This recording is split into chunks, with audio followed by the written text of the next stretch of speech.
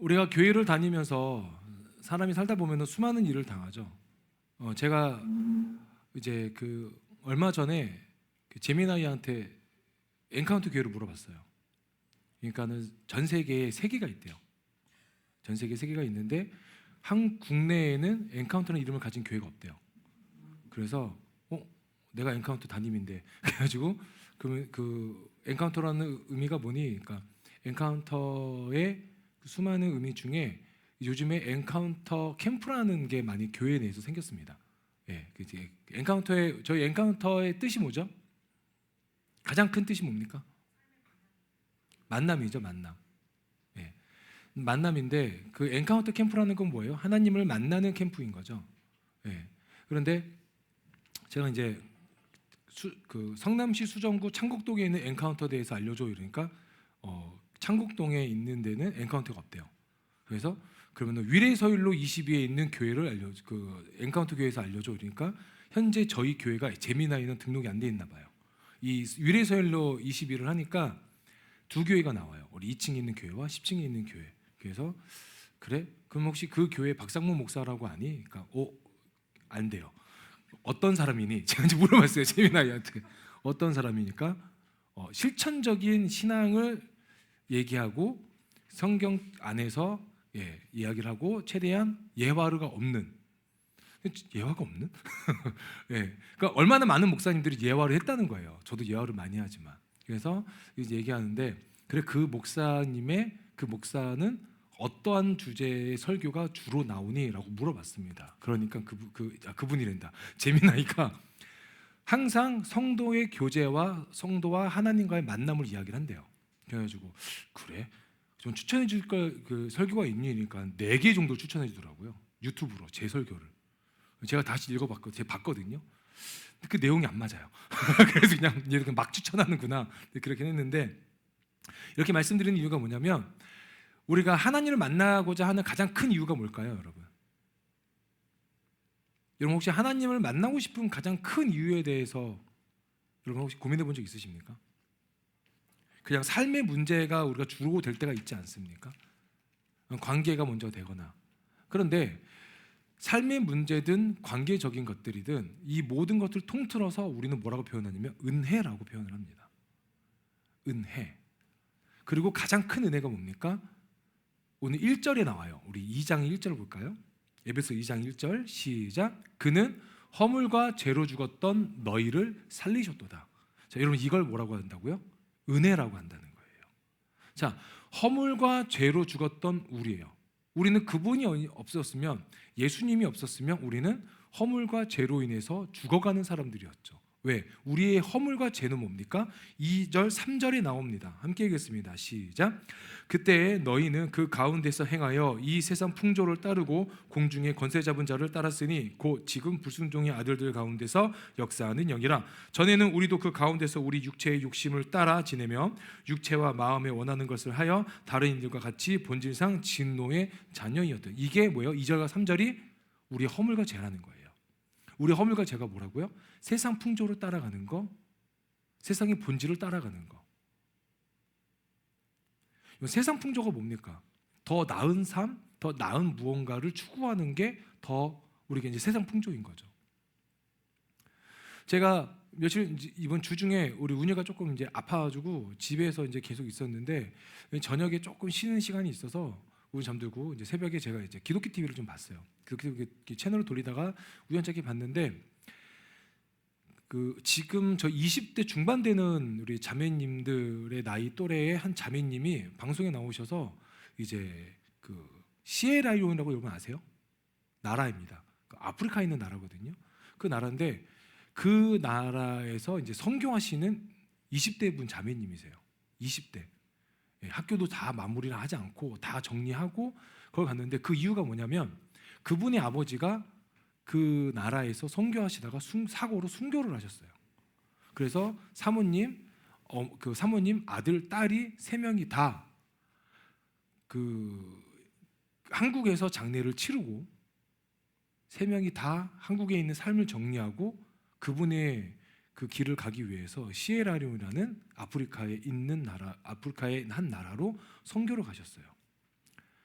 아들과 딸이 다 20대였어요. 그분들이 왜 그렇게 그런 삶을 살고 하실까요? 좀 그걸 내용을 좀 이렇게 좀 봤는데 그냥 어떻게 말로 표현하지 못할 정도로 열악한 환경에서 이렇게 삶을 살고 계시더라고요. 의료는 전혀 받지 못해요.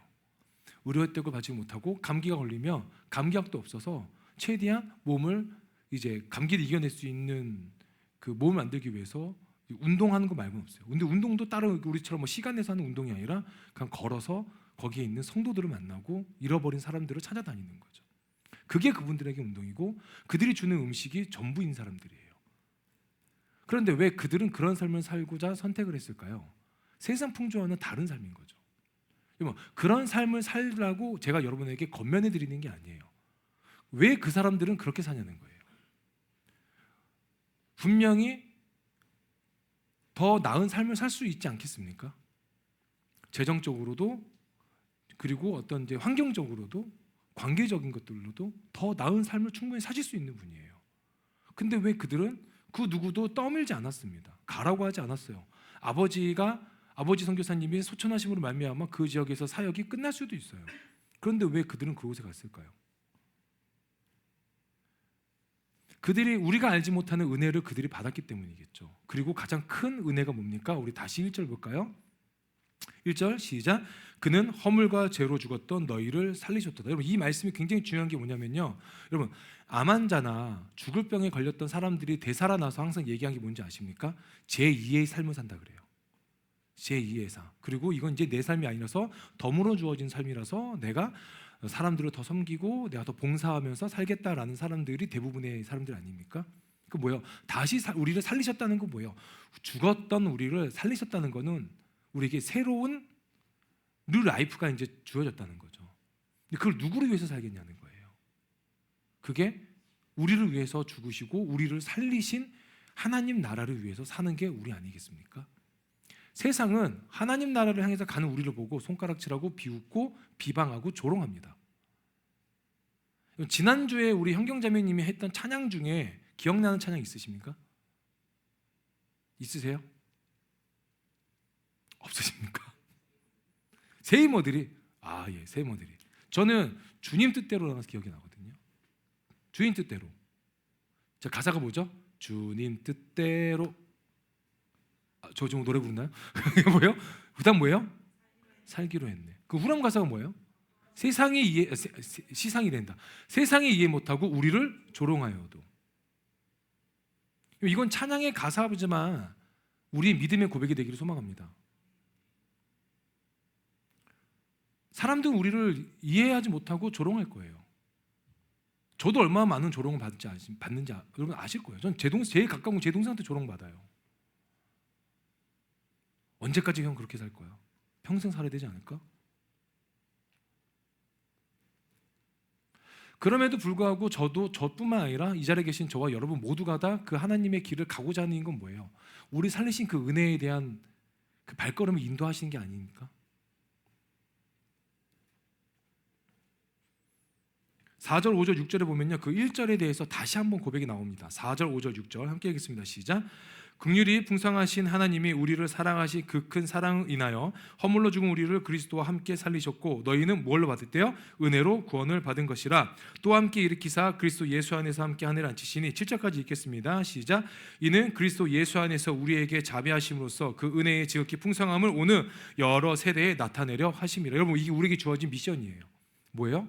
오는 여러 세대에게 그 하나님의 크시 지극히 풍성하신 은혜를 나타내려 한다는 거예요. 자, 은혜 받은 자입니다. 저 여러분 믿으십니까? 자, 받았어요. 그럼 이 받은 게 어디에 사라질까요? 우리한테 주어지고 우리한테 이렇게 담겨져 있을까요? 담겨져 있겠죠. 여러분이 그 은혜를 계속 기억하고 곱씹으시면. 그러면 기억하고 곱씹은 그 은혜가 어떻게 돼요? 오는 여러 세대에게 나타내야 된다는 거예요. 내가 받은 은혜가 내게에서 멈추면 안 되는 거죠. 나 얘 하나님 앞에서 은혜 받았어. 그걸로 끝나서는 안 된다는 거예요. 4절에 뭐라고 표현하십니까? 4절에 긍휼이 풍성하신 하나님이 우리를 사랑하신 무엇으로 그 큰 사랑을 인하여 우리를 구원하신 걸 뭐예요? 사랑이라는 거예요. 1절 다시 가면은 그는 허물과 죄로 죽었던 너희를 살리셨도다. 무엇으로 인해서? 사랑으로 인해서. 사랑을 하기 때문에 죄와 허물로 우리가 죽기를 원치 않으셨기 때문에 우리를 살리셨다는 거예요. 하나님은 그러신 분이시고 예수님은 그 하나님의 마음에 그 하나님의 뜻에 순종하신 분이시라는 거죠. 그러면 그 모든 것을 보여주셨어요. 우리는 어떻게 할 거냐는 거죠. 우리는 그 은혜를 받아주고 너무 감사해서 세상에서 더 나은 삶을 추구하며 살겠습니까? 세상의 풍조로 따라가며 살겠습니까? 안 되면 무당을 찾아가시겠습니까? 안 되면 타로점을 보러 가시겠습니까? 안 되면 무언가 내 삶을 윤택하게 만들 수 있는 사람을 찾거나 어떤 환경적인 요인을 만드시겠습니까? 그게 다 헛되다는 거예요. 그게 다 헛되다는 거예요. 우리가 추구해야 될 거는 오직 예수님밖에 없어요. 말로만 오직 예수가 아니라 그냥 그분을 위한 그 오직 예수의 단어 안에 여러분의 여러분의 믿음이 담겨져 있기를 소망합니다. 오직 예수, 그 믿음의 그 고백에 여러분의 진짜 믿음이 담겨져 있기를 소망합니다. 오직 예수. 우리 원회에 지쳐서는 찬양 아시죠? 그 브릿지 부분이 뭔지 아세요? 찬양 이야기 나오네요. 뭐요? 주님은 길과 진리 생명.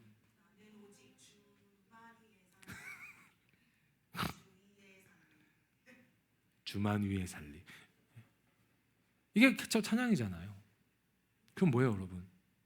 우리 믿음의 고백이죠. 제가 여러분처럼 이렇게 청년의 나이 때 이제 찬양 인도를 하면서 조금 날아다녔어요. 저 생각 외로 많이 좀 불러다녔어요. 근데 찬양 인도를 했는데 어떤 목사님이 저를 따로 부르셨어요. 부르시더니 저를 앉히시면서 성문 형제 나랑 얘기 좀 하지. 그래가지고 예. 저는 또 뭔가 이렇게 주실 줄 알았어요. 그날 예배가 너무 좋았거든요. 주실 줄 알았는데 저한테 딱 그냥 다짜고짜 얘기하시는 게 뭐냐면 성문 형제 교만해지지 마. 에? 무슨 말씀이시죠? 사람들이 겨우 환호한다고 교만해지지 마. 성문 형제 지금 찬양한 거 예배한 거 아니야. 성문 형제 그냥 쇼한 거야. 대놓고 얘기하시더라고요. 마음이 어떨까요? 제가 그때 28이었어요. 마음이 어땠을 것 같아요?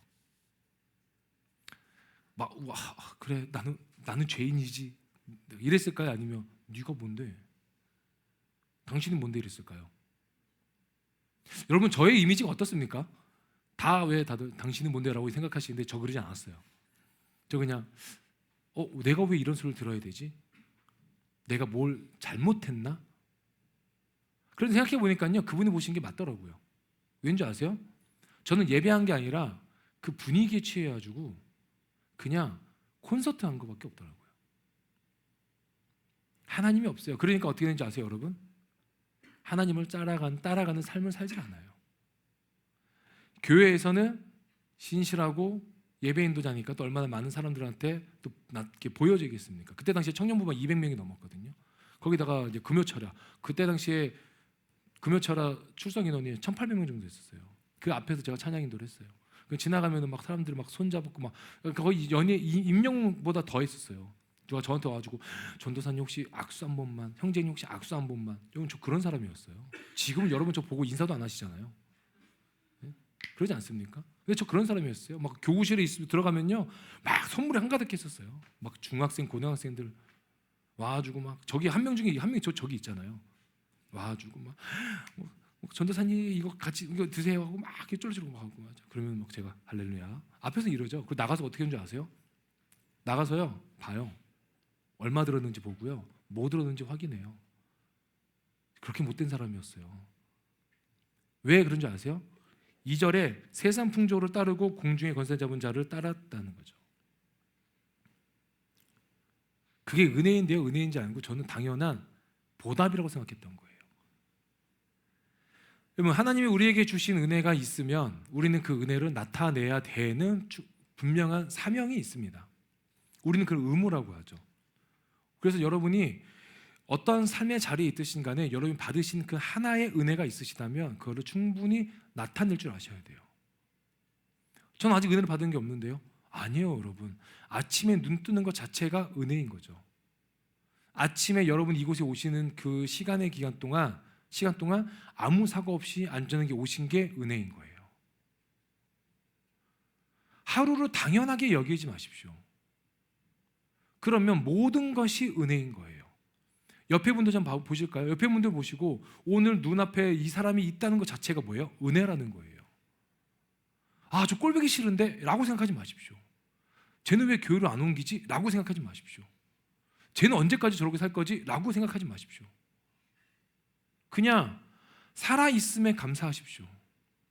살아있고 내 눈앞에 있는 거에 감사하십시오. 그 사람이 어떠한 삶을 살든 어떠한 육체를 가지고 있고 어떠한 정신적인 문제가 있다 할지라도 그 사람이 내 옆에 있는 거가 어떻게 하시라고요? 감사하십시오. 아프다가 하면은 그냥 격려해 주세요. 넌 또 아프냐? 오늘은 어디가 아프니? 이렇게 하지 마. 또 뭐 배고프다. 넌 또 배고프냐? 오늘 또 뭐가 먹고 싶니? 어저께는 마라탕, 오늘은 엽떡, 내일은 뭐 마라샹궈. 언제까지 속을 그렇게 디글디글 할 거니? 막 그렇게 얘기하지 마시고. 이따가 우리 또 고기 먹으러 가죠. 넌 또 고기 먹니? 몇 접시 때 먹니? 너는 계속 먹니? 가면서 이제 또 그 친구도 몇몇 친구 나가면서 이럴 거야. 아, 아쉽다. 그렇게 먹고 또 아쉽대. 그래도 그냥 뭐라 하지 마시고, 그래, 너 참 건강하게 잘 먹는구나. 다 똥으로 나올 거 참 많이 먹어라. 그렇게 생각하시고 그냥 격려해 주세요. 그게 우리가 받은 은혜가 없다라고 생각하지 못하는 거죠. 밥 먹는 게 얼마나 감사합니까, 여러분? 제가 어제 집안일 해요. 집안일 하면서 유튜브를 보는데 런닝을 좀 보다 보니까는 암 환자분들이 그 런닝하는 그게 나왔었어요. 암 환자분들이 그 체력을 키우기 위해서 런닝을 하시더라고요. 근데 뭐 이렇게 장거리를 하시는 게 아니라 3km, 5km 딱 요 안에서 하시는데 한 분이 36이에요. 36이신데 대장암에 걸리신 거예요. 근데 그게 말기 대장암이신데 5년 전에 수술을 하시고 2년 전에 폐전이로 또 수술을 하셨어요. 근데 그분이 평생 장루라고 아시죠, 여러분? 대변 주머니 그걸 달고 다니셔야 되는 거예요. 근데 그분이 그걸 달고 풀마라톤을 지금 10번을 넘게 완주를 하신 거예요. 근데 그분이 얘기하신 게 있어요. 자기는 평생 이걸 갖고 다녀도 하루하루 감사하게 산다는 거예요. 하루하루. 누가 그 사람한테 야, 너 그렇게 사는 게 인생이니라고 말하지 못하죠. 그런데 누군가 그렇게 볼 수 있다는 거예요. 그런데 그분이 얘기한 건 뭐예요? 그럼에도 불구하고 오늘 눈뜬 이 하루를 감사하게 산다는 거예요. 그래서 그분이 항암을 받고 방사선 치료를 받으시는데 체력이 없으면 안 되니까요. 살이 엄청 빠지셨대요. 안 되니까는 오히려 고기를 더 많이 먹고 근력 운동을 엄청 하신 거예요. 그래서 몸이 너무 좋아지셨어요. 근골격이 40kg가 넘더라고요. 제가 42kg입니다. 그러니까 여러분 그런 것들을 보면 제가 그거 보면서 느낀 게 있어요. 내가 내 삶에 대한 시선을 어떻게 갖고 있느냐에 따라서 달라진다는 거죠. 아, 난 받은 게 없어. 난 가진 게 없어. 있는 게 없어. 그러면 아무 은혜가 없어요. 그러면 우리를 살리신 그 목적이 사라지는 거죠. 하나님 예수님이 우리를 위해서 죽으시고 살리셨는데 살아난 우리가 이 삶에 대해서 그 무가치함을 생각하고 얘기를 한다면 그분은 얼마나 허무하실까요? 장기 기증 해가지고 통해서 새 삶을 얻으신 분들이 그 삶을 엉망으로 사시면 기증하신 분, 수술하신 분이 얼마나 허무하실까요? 나중에 한번 기회 되면요 그거 한번 봐보세요. 그 슬기로운 의사생활 거기 보면 한 챕터가 나오거든요. 그 중에 하나가 뭐냐면 한 아버지가 간 수술을 받으십니다. 그런데 큰 딸한테 간의 이식을 받아요. 그런데 또 술을 드셔서 또 간암이 발생해요. 그래서 작은 딸한테 또 간 이식을 받아요. 그런데 또 술을 먹어요. 그래서 또 간 수치가 안 좋아져서 이 의사가 뭐라고 얘기하냐면 나는 이렇게까지 관리 안 하시고 귀하게 여기지 않는 분을 고칠 수 없습니다. 다른 병원 가십시오. 허무한 거예요, 여러분. 다시 살아나는 의미가 없지 않습니까?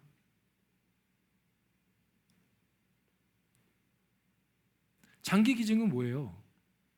내 삶을 마무리하고 그래도 이 내 안에 있는 것들이 다른 누군가에게 새 삶을 줄 수 있다면 그거를 하는 거죠. 여러분, 이런 표현이 좀 그렇지만은 예수님이 물과 피를 십자가에서 다 흘리셨잖아요. 그걸 통해서 우리는 제사함을 받았고 새 삶을 얻었고 새 생명을 얻었잖아요. 그럼 우리는 어떻게 살아야 될까요? 이 은혜에 따라 살아야 되지 않겠습니까? 그래서 우리 이렇게 나옵니다. 우리 8절 중요합니다. 함께 하겠습니다. 시작. 너희는 그 은혜에 의하여 믿음으로 말미암아 구원을 받았으니 이것은 너희에게서 난 것이 아니요 하나님의 선물이라. 자, 여러분 왜 하나님의 상급이 아니고 하나님의 선물이라고 했을까요? 제가 예전에 표현해 드렸는데 상급과 선물의 차이가 있다고 말씀드렸어요. 산과 선물의 차이가 뭘까요? 자, 여러분 지금 밀라노 코르티나 그 동계올림픽이 하고 있죠. 자, 올림픽은 순위가 있어요, 없어요? 있죠. 1등이 금메달, 2등이 은메달, 3등이 동메달. 자, 금은동은 상급이죠. 내가 1등 했으니까. 자, 그런데 참가만 해도 뭔가를 줘요. 전부에게. 그건 뭐예요? 순위가 있어요, 없어요? 자격이 있어요, 없어요? 없어요. 그걸 우리는 선물이라고 하는 거예요.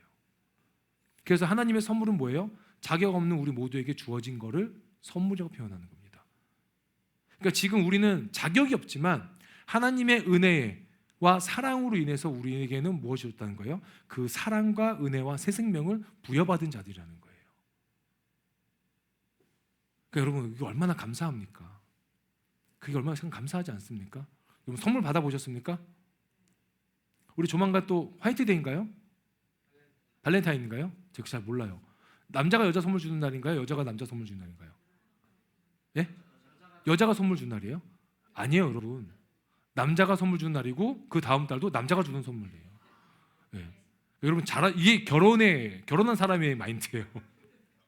예. 예. 2월달, 3월달은 다 뭐예요? 여자가 선물 받은 날이에요. 자, 1월부터 12월 언제 여자가 더 선물을 받기를 원할까요? 매달이죠. 여러분 이 선물도 마찬가지예요. 하나님의 선물도 우리가 매일매일 받기를 원하잖아요. 그 은혜에 의해서 갑자기 카메라를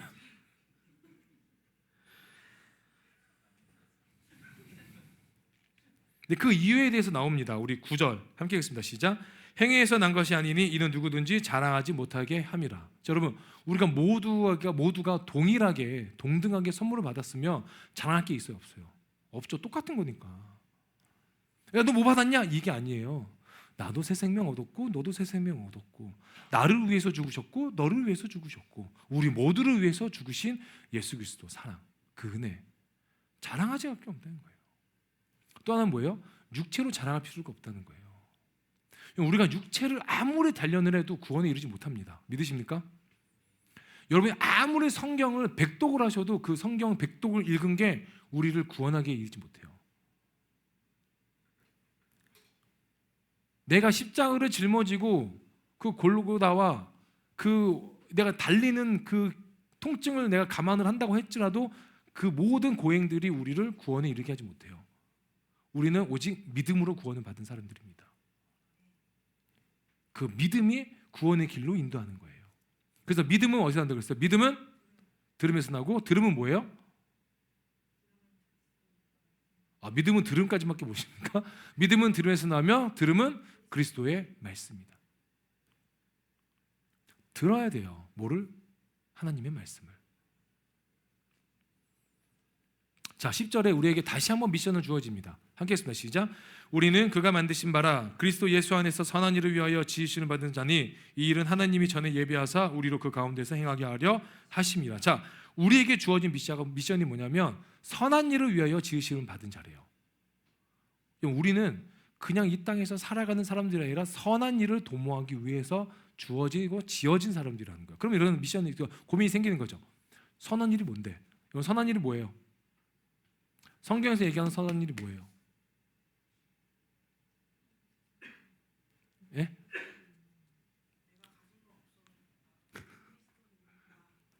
가진 거 없어도 얘기해봐요. 뭐 이렇게 우물거리면 크게 얘기해. 여러분 선한 일을 하고 계십니까? 뭐 얘기를 해봐요. 가진 거 없어도 다 내어드리는 거? 오늘 헌금 많이 나올 것 같아요. 예, 그 뭐예요 그 선한 일이? 우리 말씀 찾아볼게요. 미가 6장 8절. 미가서 6장 8절.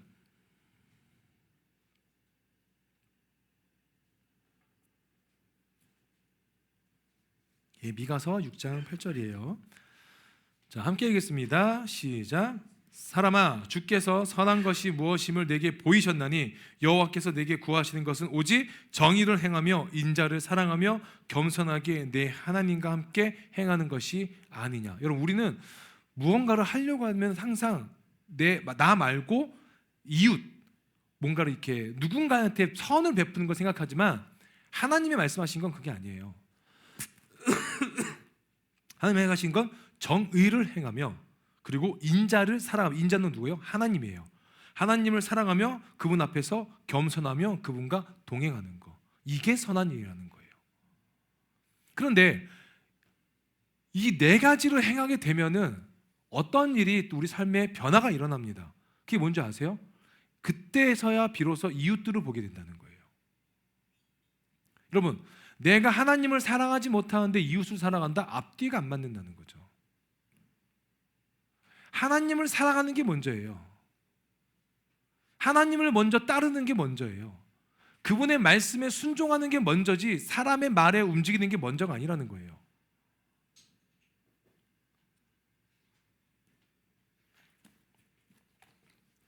그러면 우리는 선한 일을 누구에게, 우리의 이웃들에게 어떻게 보여줘야 됩니까? 내가 하나님을 어떻게 믿고 있는지를 보여줘야 되는 거죠. 문제가 터졌는데 자꾸 서치만 해요. 문제가 터지니까 자꾸 사람에게 연락만 해요. 제가 요거 하나 말씀드리고 이제 정리하도록 하겠습니다. 지난 주 중에 이제 은유가 났으니까 지난 주 중에 은유가 독감에 걸렸어요. B형 독감에 걸려가지고 이제 열이 너무 나는데 이제 병원에 갔는데 이제 은유 이제 치료를 받아야 되잖아요. 근데 수액을 맞아야 되는데 이제 병원에서 먼저 결제를 하고 오래요. 예, 결제를 하고 오라 그래가지고 막 여러 가지 막 이렇게 고민을 하다가 그냥 동생이 좀 도움을 줘가지고 동생 카드로 결제를 했어요. 근데 병원비가 꽤 많이 나왔어요. 20만 원대가 넘게 나오는 거예요. 그래서 이제 은유가 막 이렇게 제가 은유를 안고 간호사 선생님하고 이제 은유 이제 수액을 맞추려고 이렇게 하고 있는데 어찌어찌 그러니까 결제를 해야 맞춰준다고 하더라고요. 결제를 하고 오래요. 그래가지고 사모님이 가서 결제를 하고 이제 와가지고 은유를 맞추고 있는데 저도 이제 진이 빠지는 거예요. 은유도 막 너무 세게 잡아가지고 막 멍이 들어가지고 애가 막 너무 힘들어하고 있어서 제가 이제 수액을 맞는 이제 대기실이 있거든요. 거기 가서 있다가 제가 사모님하고 은유한테 잠깐 내려가서 좀 물 좀 뭐라고 좀 사오겠다 해서 내려갔는데 내려가서 이제 좀 한 바퀴 좀 돌았거든요. 돌았는데 약간 그때 현타가 오는 거예요. 뭐냐면 그 재정에 대한 어려움이 저는 분명히 있었거든요. 근데 그 재정을 풀어줄 사람이 있으니까는 또 제 안에서 안도감이 생기는 거예요. 그런데 제가 이제 한 바퀴 돌고 올라오는데 엘리베이터 안에서 엘리베이터 좀 기다리고 있었거든요. 그 안에서 뭔가가 불편한 거예요. 제 마음에. 그게 뭐였냐면 제가 이틀 정도 지나고 나서 알겠더라고요. 제가 하나님을 의지를 안 했던 거예요. 그게 뭐냐면 아기가 아프면 물론 병원에 가야죠. 근데 그 모든 상황을 하나님 앞에 기도하지 않았더라고요. 재정에 대한 거, 건강에 대한 거, 은유가 열이 빨리 떨어지기를 원하는 거. 하나님을 의지하지 않고 사람을 보고 도움을 줄 수 있는 누군가가 자꾸 떠오르는 거예요. 사람이 그렇게 연약해요. 저도 목회자지만 하물며 저도 그런데 여러분도 얼마나 더 그러시겠어요. 그래서 저는 여러분에게 말씀드리고 싶어요. 저를 좀 이렇게 반면교사 삼아서 힘든 일이든 작은 일이든 내가 어떠한 일 앞에 처해 있다면 하나님을 먼저 생각하십시오. 그리고 하나님께 먼저 기도하십시오. 그리고 그분이 도우실 때까지 여러분 그분에게 기도하시고 붙들려 보십시오. 그럼 그분이 도우신다는 거예요. 하나님이 저한테 말씀하신 게 있어요. 제 마음 가운데 상문아 내가 너를 도울게 라는 거였어요. 근데 그게 저한테만 국한된 말씀일까요? 지금 이 자리에 앉아있는 모두에게 하나님이 오늘 말씀하신 거예요. 내가 너를 도울게. 믿으십니까? 그럼 그 도우심을 바라보십시오. 우리는 선한 일을 위해서 지금 받았고 또한 우리는 선한 일을 위해서 우리에게 다시 새 생명이 주어졌어요. 그 선한 일은 뭐라고 말씀드렸죠? 하나님을 먼저 생각하는 거예요. 단순히 얘기하면. 그러면 하나님을 먼저 생각하고 하나님 먼저 사랑하고 그걸 따르면 내 옆에서 울고 있는 이웃들을 보게 해진다는 거예요. 그러면 자발적으로 하시면 돼요. 여러분, 크리스천과 교회를 다니는 사람의 가장 큰 차이점이 뭔지 아세요? 교회를 다니는 사람은요, 헌금 내는 게 불편해요. 쉽게 말해서 헌금 내는 게 불편해요. 그리고 이웃을 사랑하는 게 불편해요. 그런데 크리스천은요, 헌금 내고 이웃을 사랑하고 교회에서 봉사하는 게 불편하지 않고 당연하게 여겨지는 거예요. 왜? 그게 우리에게 말씀하신 말씀 안에 있는 진리니까. 우선시 되는 건 뭐예요? 재정이나 관계나 봉사나 시간이 우선이 되는 게 아니라 하나님이 내게 주신 모든 것이 먼저가 되는 거예요. 그분이 내게 재정을 주셨다, 재정을 다시 드릴 수 있는 거예요. 그분이 내게 시간을 주셨다, 건강을 주셨다, 다시 그분을 위해서 시간을 드리고 건강을 드리는 거예요. 그게 불편해지지 않고 이상해지지 않는 거예요. 그래서 세상 사람들이 우리를 보면 우리를 이상하게 보는 거죠. 야, 너 교회 헌금하지 마. 교회 헌금하면 그 담임 목사가 다 가져가. 제가 다 가져갑니까? 다 가져가요, 여러분. 야, 교회 그렇게 열심히 봉사할 거 없어. 교회 남아있는 건 뭐야? 안티크리스찬 아니야? 다 그렇게 얘기해요, 여러분. 야, 너 맨날 교회에서 열심히 봉사해봐라. 너 주말에 그런 데 너 가면 안 돼. 너 주말에도 사람들을 만나고 관계를 맺고 뭐 학교를 졸업하고 직장에 잘 들어가려면 그 사람들과 인연을 이어가야지. 사람의 힘은요 10이라면 하나님의 힘은 무한이잖아요. 왜 10을 바라보고 삽니까? 또 중독에 대한 것도 마찬가지죠. 음란과 뭐 쾌락, 뭐 술, 담배 그런 것도 못 끊는 사람도 우리 안에 있지 않습니까? 그럼 여러분 스스로 막 끊으려고 하지 마세요.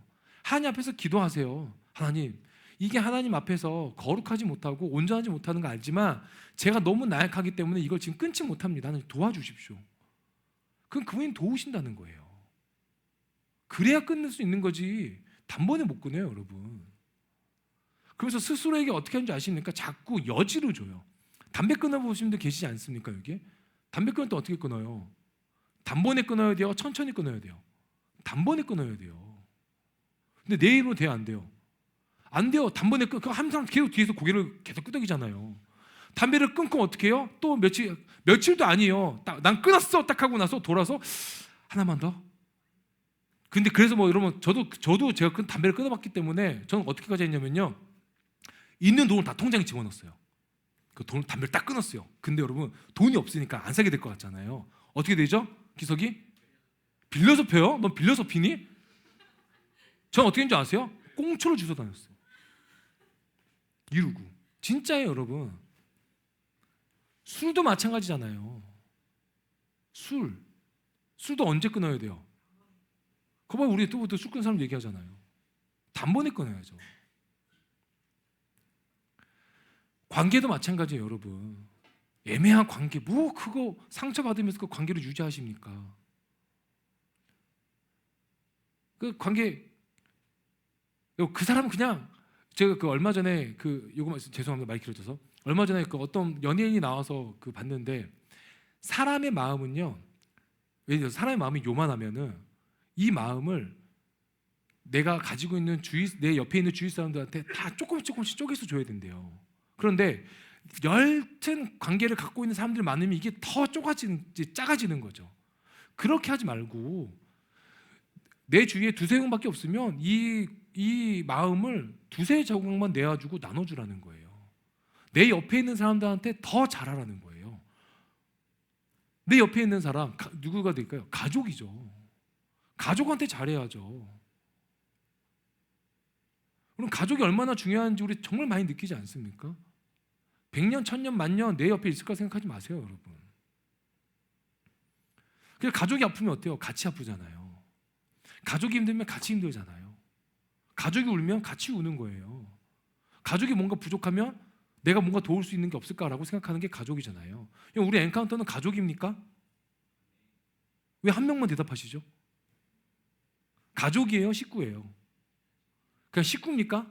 식구가 가족이랑 틀린 게 뭔지 아세요? 가족은요, 하나의 무리로 이야기합니다.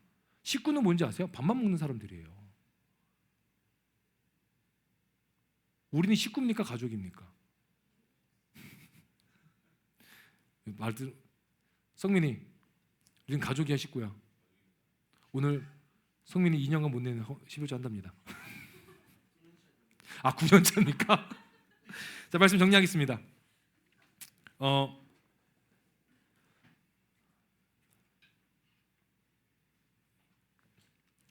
이 하나님의 은혜에 대해서 이야기를 나눌 때 저는 마음에 콱 꽂힌 그 구절이 세 구절이에요. 1절과 8절과 10절. 1절은 그는 허물과 죄로 죽었던 너희를 살리셨다. 8절은 너희는 그 은혜에 의하여 믿음으로 말미암아 구원을 받았으니 이것은 너희에게서 난 것이 아니요 하나님의 선물이라. 믿음으로 우리는 선물을 받은 자들이에요. 그리고 10절에 우리는 그가 만드신 바라 그리스도 예수 안에서 선한 일을 위하여 지으심을 받은 자니 이 일은 하나님이 전에 예비하사 우리로 그 가운데서 행하게 하려 하심이라. 선한 일을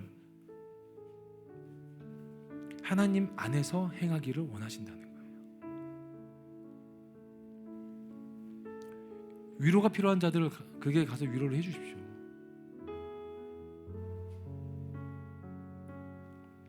제가 참 말실수를 좀 많이 합니다. 몇 년 전에 어떤 분이 재정의 어려움을 저랑 토로한 적이 있으세요. 그래서 제가 너무 답답하길래 그냥 형 일을 해, 그 얘기를 했어요. 일을 하면 되잖아. 일해서 벌어. 사지 멀쩡한데 일할 수 있잖아. 그때 당시 저는 일을 하고 있었거든요. 근데 그분이 알아, 나도 일하고 싶어. 일하고 싶고 일을 해야 되는 거 아는데 목회를 같이 하려고 하다 보니까 그게 안 된다는 거예요. 여러분, 근데 실제로 진짜 쉽지 않아요. 저도 일을 해보고 목회도 같이 하고 있지만 목회자로서의 삶을 살려고 선택했는데 일을 하다 보면, 물론 이거는 투잡이랑 다릅니다. 목회직은 직업이 아니잖아요. 직업이 없는 사람이에요. 저는 직분이 있는 사람이지. 그런데 제가 그분의 삶을 지금 살아가다 보니까요, 그분이 어떠한 마음으로 얘기했는지 알겠더라고요. 그게 뭐냐면요, 제가 지금 생각해 보면은 상문아 나 힘든데 도와줘, 이게 아니에요. 나 아들 위해서 기도 좀 해줘, 이거더라고요. 상문 나 많이 힘든데 너나 나나 상황이 비슷한데 뭘 도움을 바라는 게 아니라 그냥 나 기도할 사람이 필요하다. 기도해주고 기도 제목을 나누고 기도를 같이 공유할 사람이 좀 필요하다. 그 얘기였더라고요. 제가 너무 한심스러운 거예요. 제가 요즘은요, 누군가한테 그렇게 얘기하면요, 그냥 얘기해요. 같이 기도하자. 기도할게. 기도밖에 없다. 제가 요즘 그러거든요. 그게 선한 일이에요. 같이 기도하는 게 선한 일입니다. 같이 위로해 주는 게 선한 일이에요. 그 사람 앞에서 한 번 더 눈여겨보고 그 사람을 위해서 한 번 더 질문해 보는 거, 그게 선한 일이에요. 다시 살아난 우리가 옆에 있는 이웃, 하나님을 가장 먼저 사랑하시고 그분을 사랑하는 것만큼 이웃을 사랑하시면서 그분에게 관심을 가지시기 소망합니다. 그분이 어떠한 마음을 살고 있는지, 어떤 아픔이 있는지 우리가 또 위로하는 삶이 되기를 소망합니다. 말씀 생각하시면서 함께 기도하시겠습니다. 기도합니다. 참 좋으신 하나님 아버지, 감사합니다.